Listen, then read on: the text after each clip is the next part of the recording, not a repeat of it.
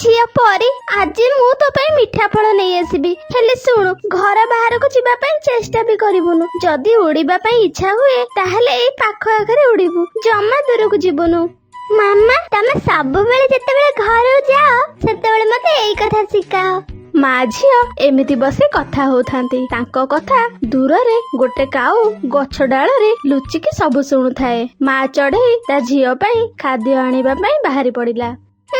ମାମା ଯେ ପର୍ଯ୍ୟନ୍ତ ଖାଦ୍ୟ ନେଇକି ଆସିନାହାନ୍ତି ସେ ପର୍ଯ୍ୟନ୍ତ ମୁଁ ଯାଉଛି ଉଡିବାର ପ୍ରାକ୍ଟିସ କରିଦିଏ। ଭଲରେ ପ୍ରାକ୍ଟିସ କଲେ ସିନା ମୁଁ ଭଲରେ ଉଡି ପାରିବି। ତାପରେ ପରି ଉଡିବାର ପ୍ରାକ୍ଟିସ କଲା। ପରି ଉଡି ଉଡି କେତେବେଳେ ଉପରକୁ ଯାଉଥାଏ ତ କେତେବେଳେ ତଳକୁ ଆସୁଥାଏ, କେତେବେଳେ ଏପଟ ସେପଟ ମଧ୍ୟ ହେଇଯାଉଥାଏ।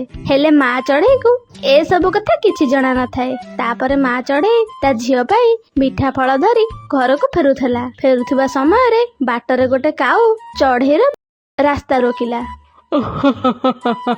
ଚଢେଇ, କଣ ଖାଦ୍ୟ ନେଇକି ଆସିଗଲୁ? ମତେ ସବୁ ଜଣା ଅଛି। ତୁ ଆଉ ତୋ ଝିଅ ସେ କଦମ୍ବ ଗଛ ଡାଳରେ ରହୁଛ।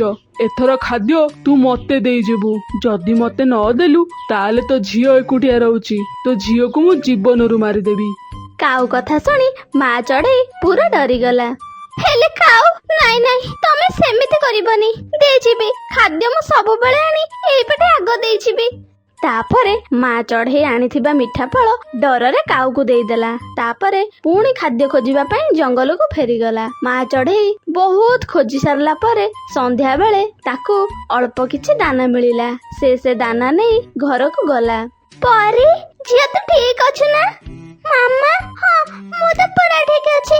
ହେଲେ ମାମା, ମତେ ଲାଗୁଛି ତମେ ଆଜି କାହିଁ ଟିକେ ବେଶୀ ଡରି ଯାଇଛ। ନାଇଁ ନାଇଁ ଝିଅ, ସେମିତି କିଛି କଥା ନାହିଁ। ହେଲେ ମା ଚଢେଇ ଚୁପ ରହିଲା। ରାସ୍ତାରେ ଗୋଟେ କାଉ ଧମକେଇଥିବା କଥା ପରୀକୁ ଲୁଚେଇଲା। ତା ପରଦିନ ସକାଳ ହେଲା, ମା ଚଢେଇ ପୁଣି ଖାଦ୍ୟ ଖୋଜିବା ପାଇଁ ଚାଲିଗଲା। ଦାନା ଖୋଜି ଆଣିଲା ବାଟରେ ସେ କାଉ ପୁଣି ଭେଟ ହେଲା। ମା ଚଢେଇ ସେ କାଉକୁ ଦାନା ସବୁ ଦେଇଦେଲା। ଚଢେଇ ଶୁଣୁ, ଯୋଉଦିନ ତୁ ମୋ ପାଇଁ ଖାଦ୍ୟ ନେଇକି ନ ଆସିବୁ, ବୁଝିନେ ସେଦିନ ତ ଝୁଅ ଖତମ, ମଲା ଜାଣ। ନାଇଁ ନାଇଁ କାଉ ଭାଇ, ତମେ ସେମିତି କୁହନି। ମୁଁ ଯେ ପର୍ଯ୍ୟନ୍ତ ବଞ୍ଚିଛି ସବୁବେଳେ ତମକୁ ଦାନା ଦେଇଯିବି। ମୋ ଝିଅର କିଛି କ୍ଷତି କରିବନି।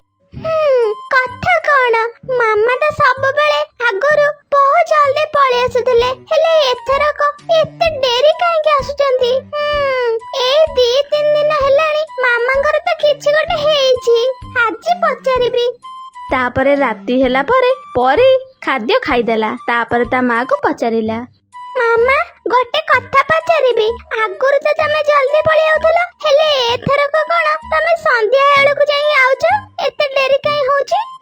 ଝିଅ ପରି, ଆଗରୁ ତ ଖାଦ୍ୟ ଆମ ଜଙ୍ଗଲରେ ମିଳି ଯାଉଥିଲା, ହେଲେ ମତେ ଏଥରକ ଦୂର ଜଙ୍ଗଲକୁ ଯିବାକୁ ପଡୁଛି। ମା ଚଢେଇ ଏମିତି ମିଛ କହି ପରୀକୁ କାଉ କଥା ଲୁଚେଇଲା। ତା ପରଦିନ ସକାଳେ ଟିକି ଚଢେଇ ପୁଣି ଖାଦ୍ୟ ଖୋଜିବା ପାଇଁ ଚାଲିଗଲା। ଆଜି ଯାଉଛି ମୁଁ ମାମାଙ୍କ ପଛେ ପଛେ ଯିବି। ମୁଁ ବି ଦେଖିବି ମାମା ଖାଦ୍ୟ ଖୋଜିକି କୋଉଠୁ ସବୁ ଆଣୁଛନ୍ତି।